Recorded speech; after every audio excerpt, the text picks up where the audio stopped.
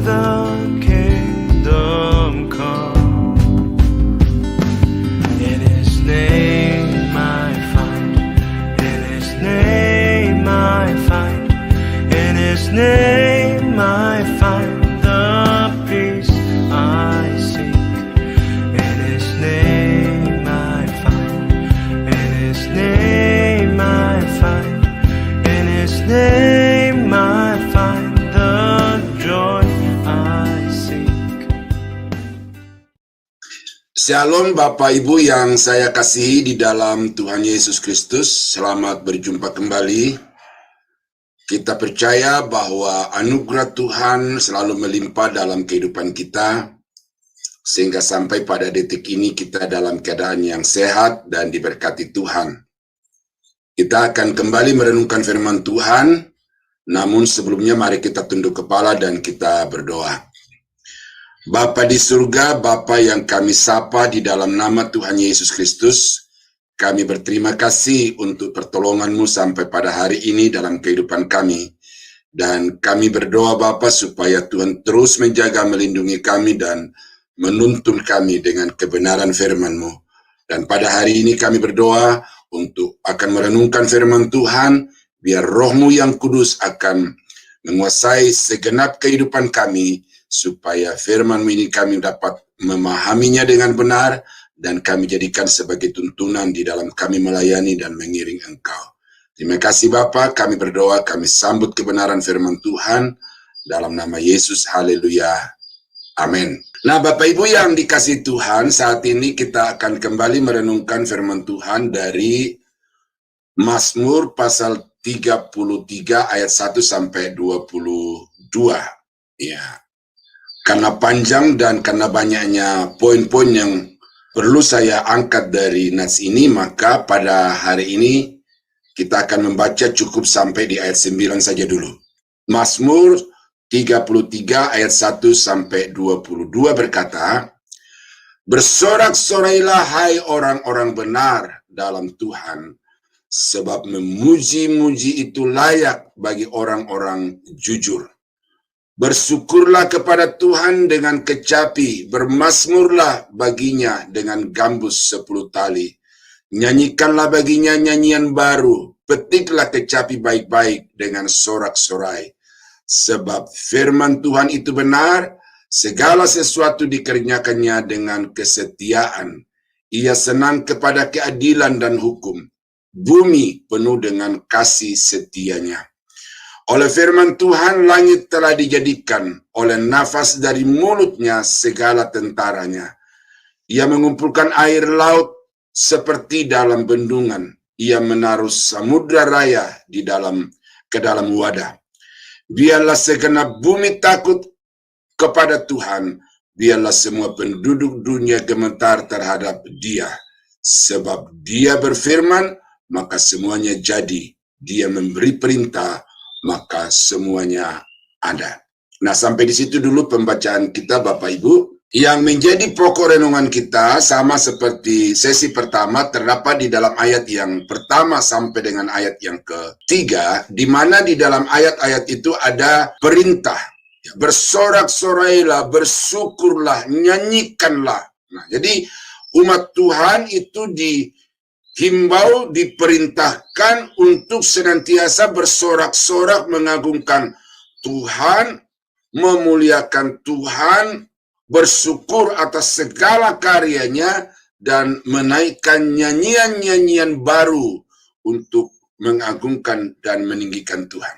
Nah, ini perintah yang merupakan sesuatu yang wajib bagi anak-anak Tuhan, oleh karena di dalam ayat-ayat selanjutnya itu ada pernyataan-pernyataan yang merupakan alasan. Mengapa kita harus berlaku seperti di ayat yang pertama sampai dengan ayat yang ketiga itu. Dan minggu yang lalu saya sudah membahas, atau sesi yang pertama saya sudah membahas ayat 4 sampai dengan ayat yang kelima bagian A, dan sekarang kita akan masuk ke dalam ayat yang berikut, poin yang berikut, ya, yang juga memberikan alasan, ya. Mengapa Tuhan itu harus dipuji? Mengapa kita harus bersyukur kepada Tuhan?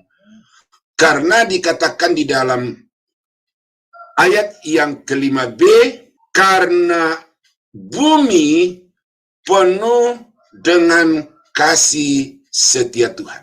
Jadi ini alasan yang diangkat oleh pemazmur untuk kemudian memberikan perintah, bersorak-sorailah, bersyukurlah, nyanyikanlah pujian-pujian baru kepada Tuhan, karena seluruh bumi penuh dengan kasih setianya. Nah, jadi saudara-saudara, ini sesuatu yang terkadang kita abai di dalam kita menyanyi memuji Tuhan itu.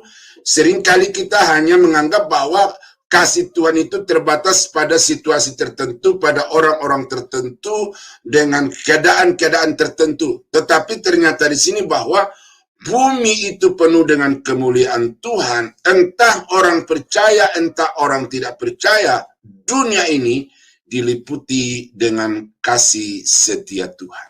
Tuhan itu setia kepada orang-orang yang mengasihi Dia. Tuhan juga setia kepada orang-orang yang tidak mengasihi Dia. Setia dalam arti Dia menunggu orang-orang itu untuk berpaling kepadanya. Tuhan itu baik kepada orang-orang yang setia kepadanya, tetapi Tuhan juga baik kepada orang-orang yang bahkan memusuhi Tuhan. Itu bukti dari apa yang kita lihat dikatakan dalam Alkitab bahwa Tuhan menerbitkan matahari bagi orang-orang benar, Tuhan juga menerbitkan matahari bagi orang-orang yang jahat.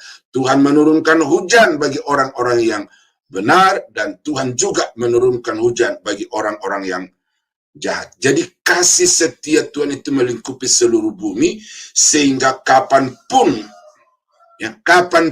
dimanapun, dalam keadaan apapun saudara datang kepada Tuhan, maka kasih setia Tuhan itu siap untuk merangkul saudara dengan kehangatannya, sehingga apa masalah, apa persoalan yang saudara hadapi, maka Tuhan dengan kasih setianya akan melepaskan dan memberkati saudara. Nah, jadi itu satu alasan kenapa kita memuji Tuhan, karena Dia Tuhan yang penuh dengan kasih setia, dan kasihnya itu tidak terbatas, tetapi meliputi seluruh alam semesta. Mazmur pasal 5 ayat 8. Tetapi aku, berkat kasih setiamu yang besar, aku akan masuk ke dalam rumahmu, sujud menyembah ke arah baitmu yang kudus dengan takut akan engkau. Nah, jadi kita melihat di sini pemazmur juga menyatakan dengan jelas apa alasannya masuk di dalam rumah Tuhan itu. Ya, yaitu karena berkat kasih setiamu, pertolongan, kemurahan yang telah dinyatakan Tuhan bagi pemazmur di dalam kehidupannya, di dalam segala situasi kehidupannya, itu membuat dia mau bersyukur, membuat dia mau menyembah, mau sujud kepada Tuhan. Nah, jadi ini saudara-saudara harus menjadi alasan untuk saudara memuji Tuhan. Nah, kadang-kadang kita mengeluh karena kita fokus hanya kepada satu jenis kasih setia Tuhan itu. Lihat orang lain punya kekayaan, lalu kemudian kita membandingkan diri kita seperti langit dan bumi. Kita tidak punya apa-apa, mereka berkelimpahan. Tetapi itu adalah sesuatu kesalahan yang juga di dalam Alkitab pernah dikatakan itu. Pemazmur Bani Asaf pernah berkata bahwa hampir saja aku tergelincir, karena dia membandingkan kondisi dirinya dengan kondisi orang-orang yang tidak takut kepada Tuhan, yang makmur, yang subur. Nah, lalu tetapi kemudian di bagian akhir dari perikop itu dikatakan bahwa hampir saja aku tergelincir. Jadi membandingkan diri kita dengan orang lain itu adalah satu perangkap yang kalau kita tidak hati-hati, kita bisa terjebak di dalam jebakan iblis. Dan karena itu maka saudara mesti sadar bahwa saudara itu ada sampai hari ini oleh karena kasih setia Tuhan. Ya, yang paling saudara harus selalu ingat dan saudara syukuri itu adalah bahwa saudara diangkat menjadi anak Allah. Itu bukan kemurahan yang ece-ece atau bukan kemurahan yang murahan. Itu adalah kemurahan terbesar yang Tuhan nyatakan kepada saudara, orang yang seperti kita yang penuh dengan dosa, penuh dengan kejahatan, tetapi kemudian diangkat menjadi anak kesayangannya, dijaga seperti biji matanya. Itu adalah satu kemurahan Tuhan yang teramat besar, yang wajib menjadi alasan untuk saudara selalu bersyukur, selalu bersorak-sorai, bersuka cita di dalam Tuhan, dan juga selalu memuji, menyembah Dia. Mazmur 31 ayat 8. Aku akan bersorak-sorak dan bersuka cita karena kasih setiamu. Ya. Mazmur 58, berkat kasih setiamu. Kalau 31 ayat 8, karena kasih setiamu. Sebab engkau telah menilik sengsaraku, telah memperhatikan kesesakan jiwaku. Ya. Dan tidak menyerahkan aku ke tangan musuh, tetapi menegakkan kakiku di tempat yang lapang.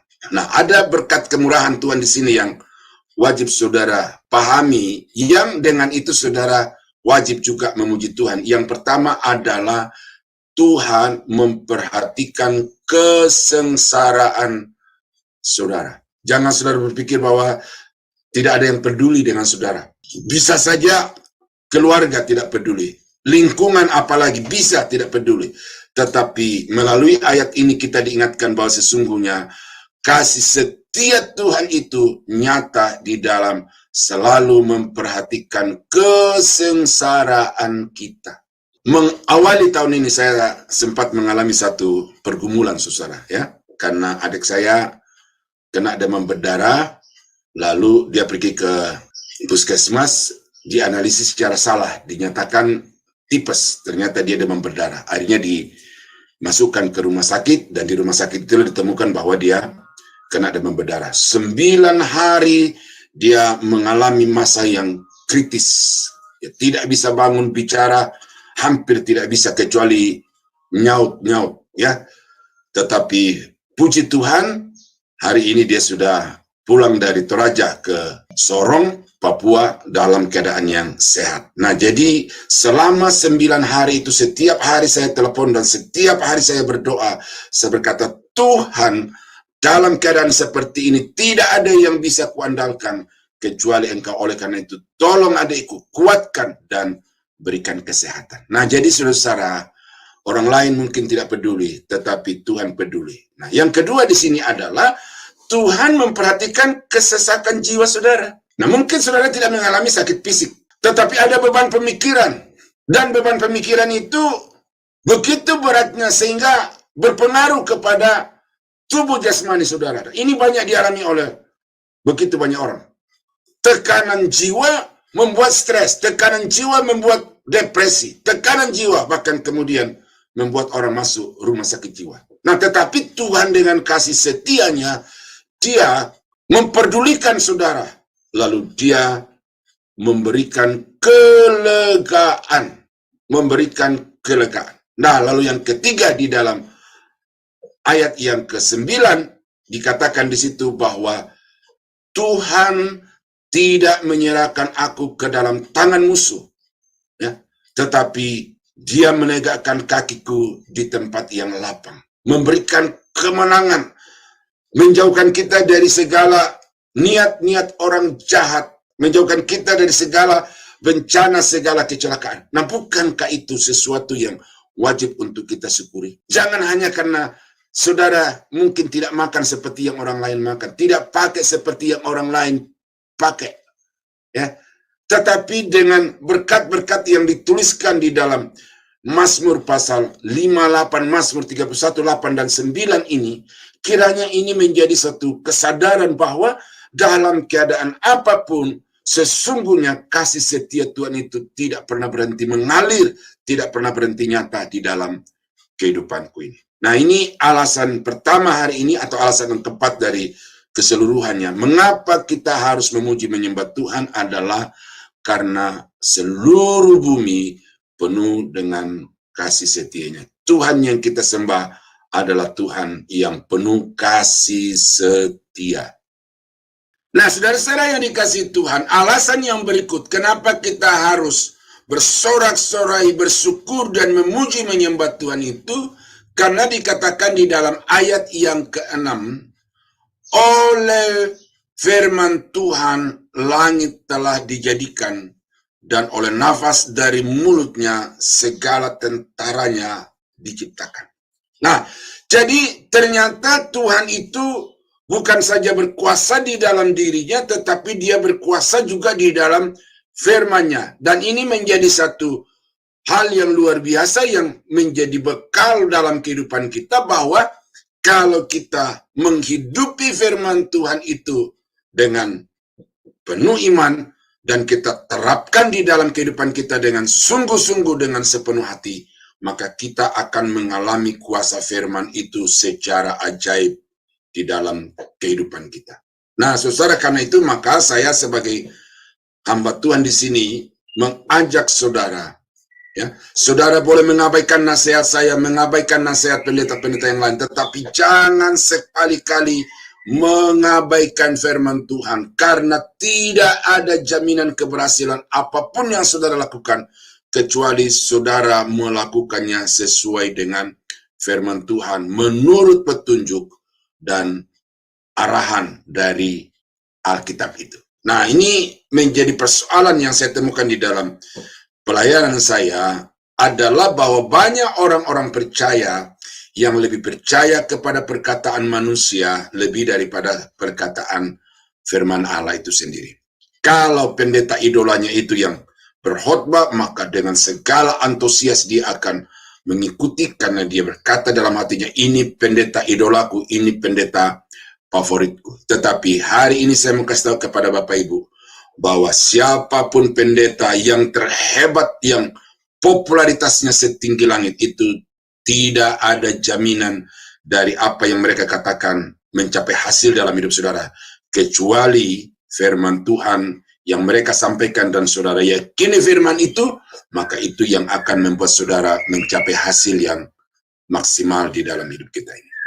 Langit dan bumi tercipta karena firman Tuhan, karena perkataan yang keluar dari mulut Tuhan. Firman itu telah terdokumentasi di dalam bentuk Alkitab, dan Alkitab yang ada di tangan Bapak Ibu, baik secara kertas maupun secara elektrik, itu mempunyai kuasa, mempunyai kekuatan yang dahsyat. Oleh karena firman itu sama, diucapkan oleh pribadi yang sama, yaitu Allah yang Maha Kuasa. Dan karena itu maka percayalah dengan sepenuh hati kepada apa yang dikatakan Alkitab. Yakobus pasal 1 ayat 21.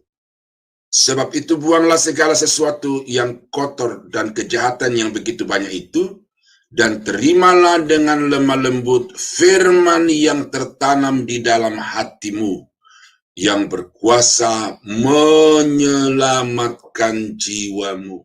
Ya, terimalah dengan lemah lembut firman yang tertanam di dalam hatimu itu, karena Dia yang berkuasa untuk menyelamatkan jiwa saudara. Nah, saudara bisa melihat di sini bagaimana kesetaraan kuasa di dalam diri Yesus yang menyelamatkan, dan kuasa di dalam firman Allah yang juga berkuasa untuk menyelamatkan. Ya, di dalam Petrus dikatakan bahwa kamu telah dilahirbarukan bukan dari benih yang fana, tetapi dari benih yang tidak fana, yaitu firman Allah.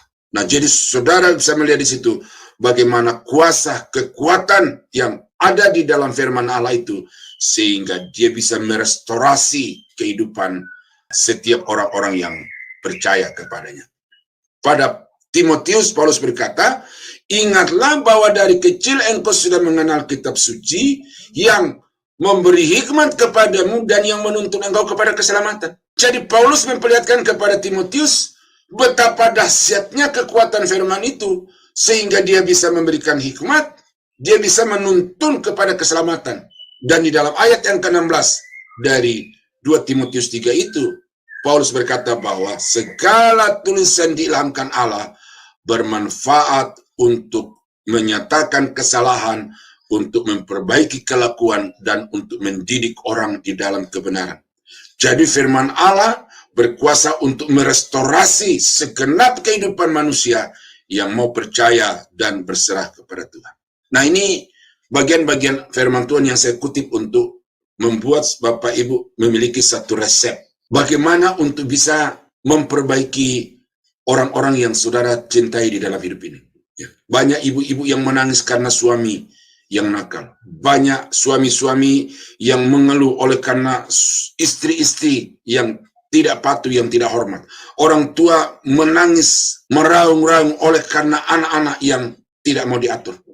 Saudara-saudara, saya mengatakan kepada saudara, boleh memiliki banyak teori, cara-cara untuk mendidik anak, tetapi saya mau kasih tahu bahwa hanya firman Tuhan yang punya kuasa untuk bisa memperbaiki manusia, bukan saja dari tingkah lakunya, tetapi juga dari pikirannya, dari hatinya, dan segenap kehidupannya. Karena itu maka perkatakanlah firman Tuhan itu kepada suami, kepada istri, kepada anak-anak, dan kepada semua yang saudara harapkan di dalam hidup ini. Maka firman itulah yang akan membuat berhasil apa yang saudara mau capai. Kisah Rasul pasal 20 ayat 32. Ini Paulus menyampaikan firman ini kepada tua-tua jemaat di Efesus. Dan sekarang aku menyerahkan kamu kepada Tuhan. Dan, kata dan di sini memiliki peranan yang penting, kepada firman kasih karunia-Nya yang berkuasa membangun kamu dan menganugerahkan kepada kamu bagian yang ditentukan bagi semua orang-orang yang telah dikuduskannya. Nah, ini kalau saya baca ulang dengan fokus kepada firman Allah, bisa dibaca begini. Dan sekarang aku menyerahkan kamu kepada firman kasih karunia-Nya yang berkuasa membangun kamu dan menganugerahkan kepada kamu bagian yang ditentukan bagi semua orang yang telah dikuduskannya. Jadi saudara bisa melihat di sini keyakinan Paulus terhadap kuasa firman Allah. Karena itu Paulus tidak hanya menyerahkan tua-tua itu kepada Tuhan yang maha kuasa, tetapi Paulus juga menyerahkan tua-tua jemaat Efesus itu kepada kuasa firman Allah yang berkuasa untuk membangun mereka dan yang berkuasa untuk menganugerahkan kepada tua-tua itu segala sesuatu yang telah ditentukan oleh Tuhan bagi orang-orang kudus. Jadi Paulus begitu yakin dengan sepenuhnya kekuatan firman Allah itu, dan karena itu di dalam Roma dikatakan bahwa sebab aku punya keyakinan yang kokoh terhadap Injil yang berkuasa untuk menyelamatkan dan menuntun orang dari iman kepada iman. Luar biasa ya, Paulus mempunyai keyakinan yang begitu hebat, begitu dahsyat terhadap kuasa firman Tuhan itu. Nah, itu yang kedua hari ini, saudara-saudara, mengapa kita harus memuji menyembah Tuhan adalah karena firman-Nya itu penuh dengan kuasa. Yang berikut, alasan untuk kita memuji menyembah Tuhan oleh karena karyanya yang luar biasa itu. Karyanya yang luar biasa. Ia mengumpulkan air laut seperti dalam bendungan. Ia menaruh samudera raya ke dalam wadah. Biarlah segenap bumi takut kepada Tuhan. Biarlah semua penduduk dunia gentar terhadap Dia. Sebab Dia berfirman, maka semuanya jadi. Dia memberi perintah, maka semuanya ada. Jadi saudara-saudara bisa melihat di sini betapa Tuhan itu berkuasa secara ajaib. Itu nyata dari apa yang kita lihat. Alam semesta yang begitu agung, yang begitu dahsyat luar biasa ini, mau tidak mau harus membuat kita mengaku bahwa ada Tuhan yang maha kuasa karena karya ciptanya itu dahsyat, mengagumkan, luar biasa. Saudara, saya banyak nonton di TikTok. Orang-orang yang berpetualang, kemudian dia menayangkan panorama, kemudian dia mengatakan narasi yang singkat itu, sungguh luar biasa karya cipta Tuhan. Kemudian mereka berkata, Tuhan terima kasih, saya dikasih kesempatan untuk menikmati alam ciptaanmu yang luar biasa itu. Ini sesuatu yang wajib menjadi ekspresi dari kita sebagai anak-anak Tuhan bahwa Tuhan itu luar biasa karena karyanya itu dahsyat luar biasa. Ya, ini saya baru sampaikan dari segi pemandangannya, keindahannya, belum dilihat dari segi tatanannya yang memberi manfaat yang begitu luar biasa kepada makhluk ciptaannya, khususnya kepada manusia.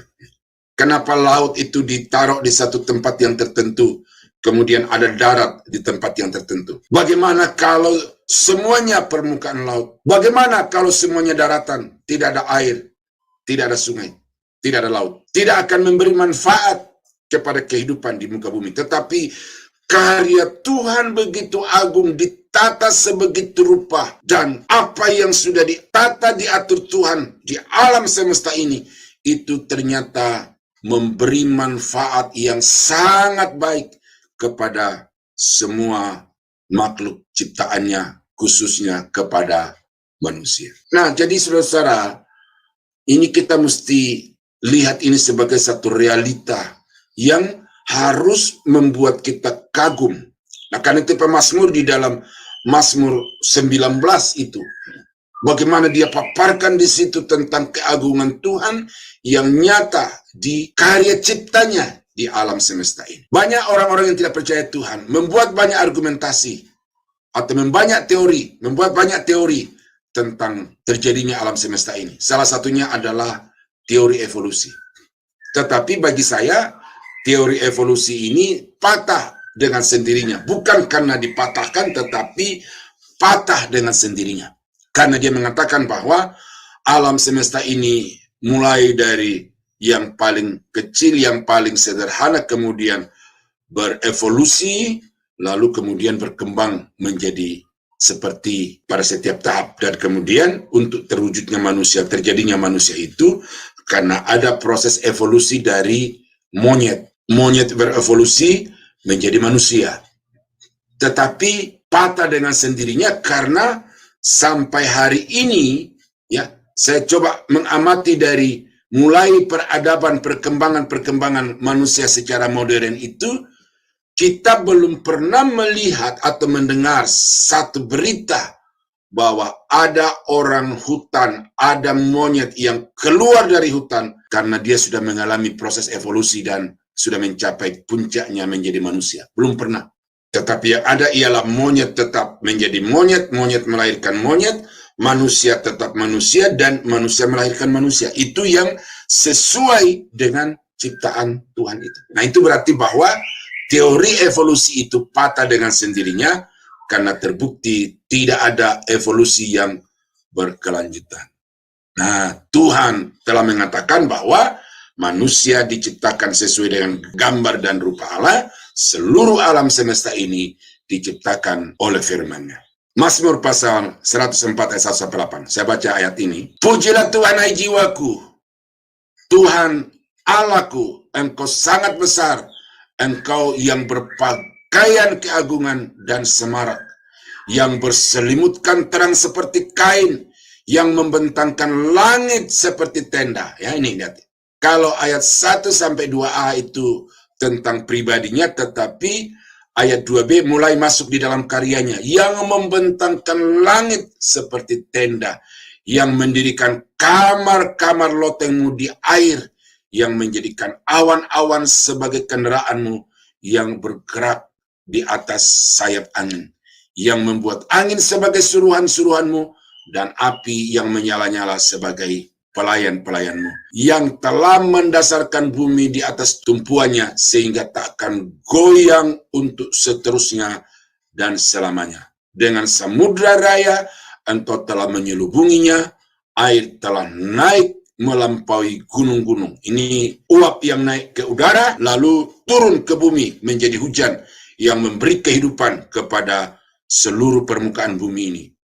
Terhadap hardikmu air itu melarikan diri, dari kebingungan terhadap suara gunturmu, naik gunung, turun lembah ke tempat yang kau tetapkan bagi mereka. Jadi saudara bisa melihat di sini, bagaimana hukum alam ini bisa berlangsung sebegitu rupa. Air di laut, tiba-tiba dia bisa naik mengatasi gunung. Tetapi kemudian dikatakan air itu turun lagi ke bumi, berlari sesuai dengan hardikan Tuhan, turun dalam bentuk hujan dari gunung ke lembah-lembah, dan kemudian menetap di satu tempat yang ditetapkan oleh Tuhan. Jadi karya Tuhan itu tidak berhenti sampai kepada tahap penciptaan, tidak ada menjadi ada.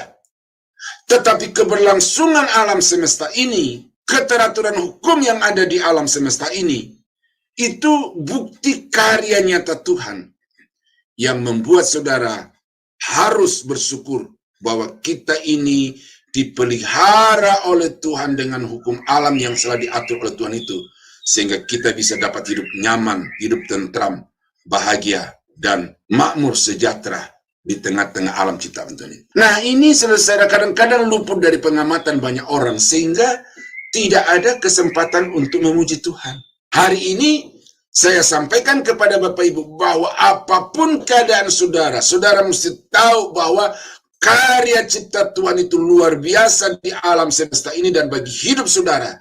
Karena itu, bersorak-sorailah bagi Tuhan, bersyukurlah kepada Tuhan, dan bernyanyilah dengan nyanyian-nyanyian baru bagi Tuhan. Nah, saudara-saudara kekasih dalam Tuhan, itu alasan terakhir yang saya sampaikan hari ini bagi Bapak Ibu, untuk saudara dapat memuji menyembah Tuhan, karena karya ciptanya itu luar biasa ajaib dalam hidup saudara. Jangan hanya menilai Tuhan dari saat-saat di mana saudara sedang sakit. Jangan menilai Tuhan dari saat-saat di mana saudara sedang butuh uang, tetapi tidak ada uang. Lalu dengan keadaan itu saudara bersungut, mengeluh, bahkan marah, menuntut Tuhan. Tetapi hari ini saya perlihatkan kepada Bapak Ibu, kenyataan-kenyataan yang tidak bisa dibantahkan, bahwa saudara wajib untuk bersyukur kepada Tuhan. Karena dalam keadaan sakit, dalam keadaan kekurangan secara ekonomi, ternyata kasih setia Tuhan itu melimpah bagi kita sekalian. Nah, kiranya firman Tuhan pada pagi hari ini dapat menjadi berkat bagi Bapak Ibu, dan saya berharap bukan hanya saudara mengerti, tetapi juga saudara dapat mempraktekannya di dalam kehidupan saudara. Mari kita tunduk kepala, kita berdoa. Bapa, terima kasih kesempatan pagi ini kami boleh merenungkan firman Tuhan yang sudah memaparkan kepada kami secara gamblang betapa kami wajib untuk memuji, menyembah, dan bersyukur kepada Tuhan, karena kami telah melihat alasan-alasan yang luar biasa, dahsyat, tidak terbantahkan, yang mungkin seringkali kami lupa di dalam hidup kami. Pada hari ini Bapa, kami berdoa supaya firman-Mu yang sudah kami dengar ini senantiasa terngiang di dalam pikiran kami, senantiasa bersuara di dalam hati kami, supaya dimanapun, dalam kondisi apapun, kami akan selalu bersyukur, memuji, dan menyembah Engkau. Terima kasih Bapa, hamba berdoa mengucap syukur untuk firman-Mu ini, di dalam nama Yesus, Tuhan dan Juru Selamat kami. Haleluya. Amin.